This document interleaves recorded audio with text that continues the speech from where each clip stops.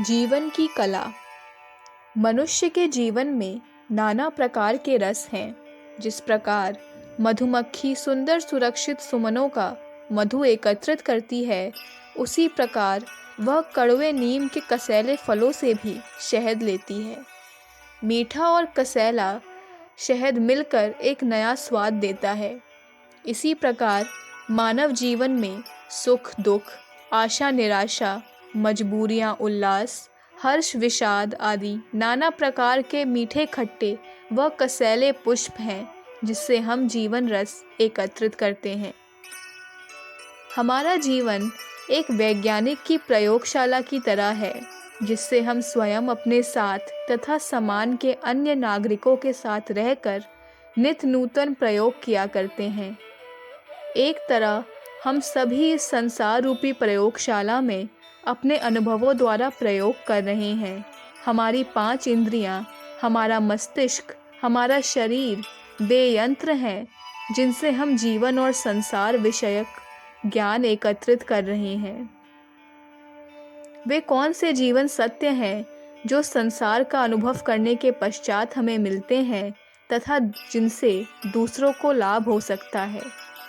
आइए विद्वानों, महर्षियों तथा ज्ञानियों द्वारा प्रदत्त कुछ जीवन सत्यों पर विचार करें।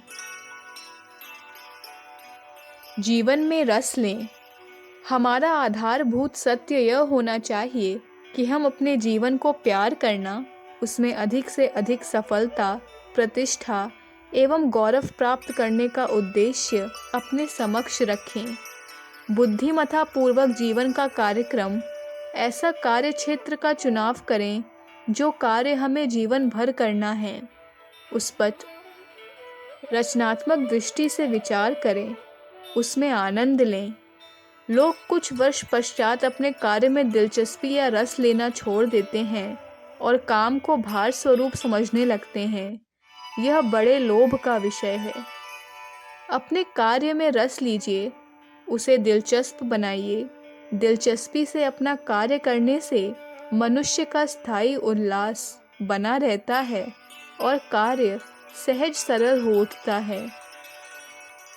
गहराई से अपने पेशे के गुप्त रहस्य मालूम करें और अपने आप को कार्य के अनुकूल बना लें, ढाल लें। जैसे जैसे आपकी शक्ति, स्वभाव और आदतें पेशे के अनुकूल ढलती जाएंगी, वैसे वैसे एक रास्ता हटती जाएगी। हम निरंतर अपने पेशों में उन्नति करते जा रहे हैं। यह भाव मन में रखने से स्थायी उत्साह बना रहता है। प्रत्येक व्यक्ति को कुछ न कुछ कार्य करना पड़ता है। हम भी अपना कार्य कर रहे हैं। अब बिना काम जिंदा नहीं रहा जा सकता। जब बिना काम जिंदा नहीं रहा जा सकता, तो क्यों ना अपने कार्य में रस लें। यह मन में बैठा लेना चाहिए। प्रधान कार्य के अतिरिक्त कुछ अवकाश का समय निकालें, जिसमें कुछ न कुछ मनोरंजन करते रहें। मनोरंजन जीवन का रस है। कुछ काल के लिए आप संसार की चिंताएं भूल जाएं। उत्साह से खेलों में भाग लें। उत्साह बनाए रखने से शरीर की शक्तियां सक्रिय हो जाती हैं और आत्मविश्वास बढ़ता है। पेशे में रस बनाए रखने के लिए आवश्यक है कि आपका कुछ दिनों के लिए मुख्य पेशा छोड़ते रहें और दूसरे कार्यों में संलग्न होते रहें। नया कार्य करने से सरलता बनी रहती है तथा कुछ काल पश्चात पुराने पेशे के प्रति पुनः उत्साह जागृत हो उठता है। बंधनों से मुक्त समझें। संभव है आपके मानसिक जीवन में गुप्त भावना ग्रंथियां पड़ी हों। आप ऐसे सभी संस्कारों से मुक्त रहने का अभ्यास करें जो अनुचित रीति से आपके व्यक्तित्व पर भार डाल रहे हैं। अपने सामर्थ्य पर रहकर नए विचारों की दुनिया में रहा करें। नए रूप में अपनी परिस्थितियों, कठिनाइयों और नाना समस्याओं पर विचार करें। आपके बंधन बाहरी या मानसिक दोनों प्रकार के हो सकते हैं। उनका विचार पूर्वक विश्लेषण करें, वर्गीकरण करें फिर पृथक पृथक विचार कर एक एक को सुलझाएं। समस्याओं की गुत्थियां संभव हैं जो आपको भयभीत कर दें, किंतु जैसे जैसे आप उनका वर्गीकरण करेंगे वैसे वैसे वे साफ होती जाएंगी। बिखरे और उलझे हुए बालों को देखकर मन कैसा घबराता है, किंतु उन्हीं केशों को जब स्वच्छ कर कंघी से सुलझा लिया जाता है तो वे ही सुंदर प्रतीत होते हैं। यही हाल जीवन समस्याओं का है। दूर से उलझा हुआ देखकर आपको जो घबराहट होती है, समीप आने पर वह विलुप्त हो जाती है। आवश्यक अनावश्यक का भेद करना सीखें। अनेक बार हमारी मानसिक शक्तियां धोखा दिया करती हैं। कठिन श्रमपूर्ण कार्यों के प्रति हमारा सम्मान नहीं होता, अरुचिकर कामों को हाथ में लेने की तबीयत नहीं करती। सच्चे और ठोस कार्य से बचने के निमित्त प्रायः हम अनावश्यक कार्यों को हाथ में ले लेते हैं और उनमें ऐसे संलग्न हो जाते हैं मानो अत्यंत ज़रूरी काम कर रहे हों। कष्ट साध्य कार्यों से भागने की और खेल कूद में प्रवृत्त रहने की वृत्ति बच्चों में विशेष रूप से पाई जाती है। हम में से अनेक भी इसी प्रवृत्ति के शिकार हैं। हम उन ज़रूरी कार्यों को न करेंगे जिनमें श्रम लगता है। कहानी उपन्यास पढ़ने वाले ढेरों हैं, पर गंभीर साहित्य में आनंद लेने वाले नगण्य हैं। कठिन, अरुचिकर, परिश्रम और मनोयोग चाहने वाले कार्यों को आप सबसे पहले करें। प्रातःकाल का समय ऐसे कठोर कार्यों को बखूबी कर सकते हैं, क्योंकि आपका मन और शरीर ताज़ा है। कौन काम पहले कौन बाद में करें, इनका विवेक मनुष्य को अपनी दक्षतम शक्तियों को एक स्थान पर केंद्रित करना सिखाता है। अनावश्यक कार्य सरल होते हैं, पर उनसे कोई स्थायी लाभ नहीं होता। ऐसे मोहक प्रलोभन से सावधान। सच्ची इच्छा और नकली इच्छा से विवेक करें। आप अपने जीवन में छोटी बड़ी अनेकों इच्छाओं को पूर्ण करने, बड़े बनने के अनेकों स्वप्न देखा करते हैं। मैं वह भी कर लूँ, वह भी कर लूँ, लक्ष्मी की मेरे पास कृपा हो, सरस्वती सहायक हो, ऐसी ऐसी सैकड़ों इच्छाएं सागर में तरंगों की भांति मन में उत्पन्न होती रहती हैं। ये थोथी बातें हैं। जो निरी कपोल कल्पना में निमग्न रहता है, कार्य कुछ नहीं करता, वह निरा शेख चिल्ली ही कहा जाएगा। ये सब नकली इच्छाएं हैं जिनका कोई महत्व नहीं। सच्ची इच्छा मन में रखने वाला अपने लक्ष्य के प्रति उत्साह, जागरूकता और परिश्रम है। नकली इच्छा मेहनत का अवसर आते ही विलुप्त हो जाती है। असली इच्छा कठोर परिश्रम, कठिनाई, असफलता, कष्टों के बावजूद स्थायी बनी रहती है। सच्ची इच्छा में स्थायी प्रयत्न की भावना है। जिसके प्रति जितनी दृढ़ सच्ची इच्छा होती है, वह उतनी ही सफल होती है। नकली इच्छा आकस्मिक सक्रियता है। नकली इच्छा को शक्ति का अपव्यय, आलस्य और व्यसन नष्ट भ्रष्ट कर देते हैं। सच्ची इच्छा के सामने ये दुम दबाकर भाग जाते हैं। शक्ति के अपव्यय से बच कार्य को हाथ में ले उसी में गड़ जाएं, तभी आप सच्ची इच्छा की साधना कर सकते हैं। सावधान, आलस्य एवं व्यसन को पास न फटकने देना। मानव संस्कृति ने जितने महान कार्य किए हैं, वे तीव्र स्थायी इच्छा शक्ति के संतुलन द्वारा ही संपन्न हुए हैं। इच्छा शक्ति ही आपको आगे प्रेरित करने वाली अमोघ शक्ति है। निश्चय में ढले ना रहें। समीप से देखें।